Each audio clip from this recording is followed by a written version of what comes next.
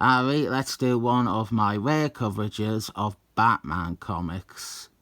I have got a full run here. There is no excuse I cannot look at some of these. This is Batman 402, the start of what I call the Jim Starman run. But as with many of the runs I refer to, it has a bunch of issues not written by Jim Starman right at the start. This one at least, it is penciled by him. He will take over writing the series with 414. I'll explain that a bit later. This is a great run, and I recommend it heavily. And these first few issues, which are not written by Jim Starman, are high quality too. If you find it distasteful that I am grouping this writer in with another writer's run, don't. It's a compliment, if anything. I'm saying their stories are not only as good as another's, but that they flow perfectly with them.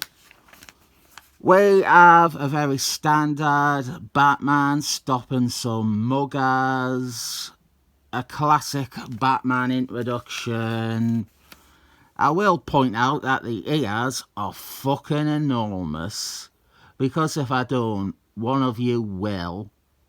A bit annoyingly, the ears could have been a clever art choice, because this sequence has actually been a fake Batman, a blonde guy called Tommy Karma. A good twist if the cover hadn't already given it away. This is written by Max HarperCollins, co-creator of Gangbuster. I need to get back to reading that comic, it was quite fun. He is actually a very good comic writer. He didn't write many comic books, he was too busy writing an insane number of novels. He writes a new mystery novel like they are cereal for breakfast. Our fake Batman murdered a guy, and our real Batman is facing the consequences. Batman is wanted for murder, but Gary Oldman believes and knows that Batman wouldn't kill, so it's up to Batman to prove his innocence before Gary Oldman is forced to betray his trust. Over here we have Jarvis and Robert, the Jason Donovan version. Some telling characterization in this of where Jason Donovan is going. On Batman, what Max HarperCollins is most known for is the retelling of the second Robert's origin. He does a year one style story that redefined Jason Donovan's beginnings in a post-Christmas on Infinite Earths DC. I've already heavily recommended this run, so I won't repeat myself saying I recommend that story.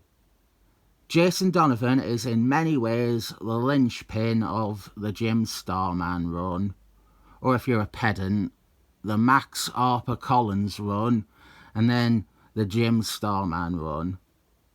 On Jason Donovan, he mentions Bernie Getz. 2 videos in a row that have name-dropped Bernie Getz. What are the odds of that? What I like about these stories, these two writers, is that they are not having Batman routinely face his supervillain enemies. They do that, but there is a lot of your more basic and true-to-life crime. We really emphasise Batman solving mysteries and being a detective. So I will explain what constitutes this run here, since some of it reinforces that idea strongly. We have this issue and the next, and if you want, the issue before, 401, that is a fill-in issue, a Legends tie-in with the Jason Bourne Superman villain, Madge Pie. It's not great, but after the next issue, well, issues 404 through to 407 are Year One by Hank Miller and David Masterkelly. I don't include them. Skip ahead to 408. I'm saying skip them only because I assume you have all already read them. They also break up and overshadow these wonderful Collins and Starman issues. We'll then pretty much continue on from 408, and you'll have Batman hunting serial killers, more bleak Jason Donovan characterization, a really good Dick Grayskull issue, 10 Nights of the Beast, and then we reach our end at Jason Donovan's bloody finish. The run concludes just after that with Batman 430. The run has been collected in some quite unintuitive trades. Batman Second Chances, Batman The Caped Crusader Volume 1, and Batman Death in the Family, which there are multiple printings of. You need those 3 collections to have the full run, although the Madge Pie issue isn't in them. There's also Batman the Cult, which I have never read. Our fake Batman kills again, and we see some of the pressure being put on Gary Oldman to give up Batman.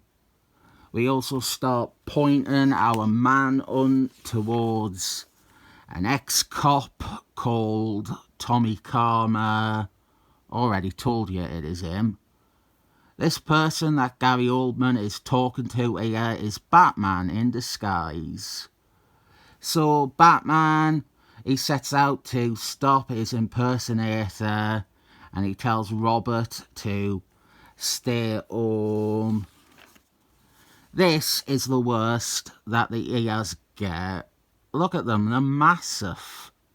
It's that sensation I am describing a lot lately, where a character looks so off, or something about them is so extreme, that they look more like a parody character from one of those off-brand Infinity Charade type comics. I don't know why Infinity Charade is my go-to example.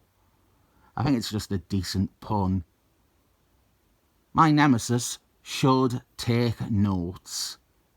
Infinity Charade, a clever pun on Infinity Crusade.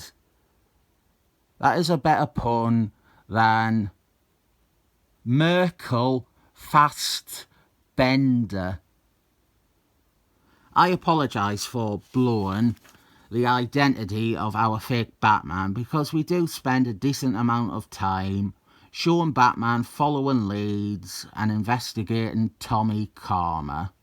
Tommy Karma was a detective who was fired for brutality, and he was always angry that the perps were getting off on technicalities.